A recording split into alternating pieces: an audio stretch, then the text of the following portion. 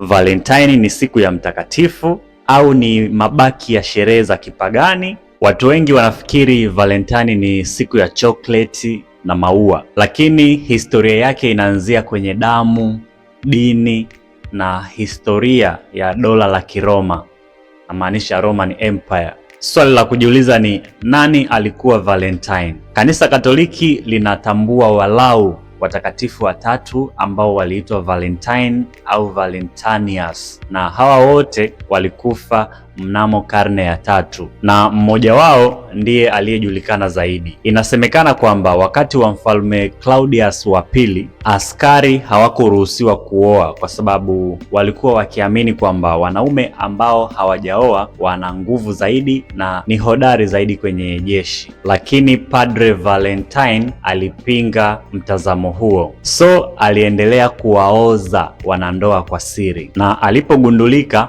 alifungwa gerezani. Akiwa gerezani, aliandika barua kwa binti wa mlinzi wa gereza, na inasemekana kwamba alisaini mwishoni akaandika from your Valentine.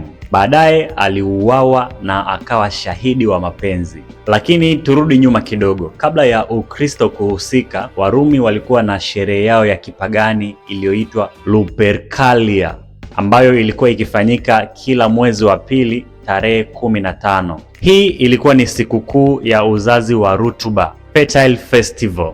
Mwishoni wa karne ya 5, Papa Gelasius wa 5 aliamua kuibadilisha sherehe hii na kuifanya iwe tarehe 14 mwezi wa pili na kuifanya iwe siku special kwa ajili ya kumwenzi mtakatifu Valentine. Na hapa ndipo dini ilipoanza kuchukua nafasi kwenye sherehe ya kipagani. Cha kushangaza, Valentine haikuhusishwa na mapenzi moja kwa moja mpaka ilipofika karne ya 14. Mshairi Geoffrey Chaucer, huyu ndiye alihusika sana na kuihusisha sherehe hii na mapenzi, hususan kwenye mashairi yake, hasa kwenye utamaduni wa courtly love.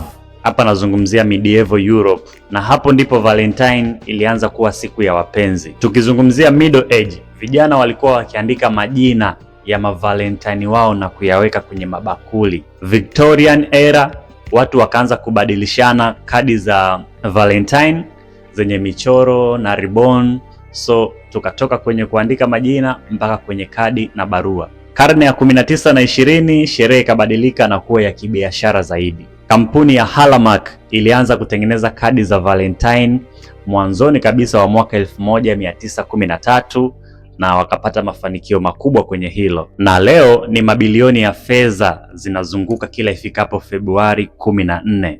Swali ni je, Valentine ni siku ya mtakatifu au ni mabaki ya sherehe za kipagani au ni biashara iliyovaa koti la mapenzi?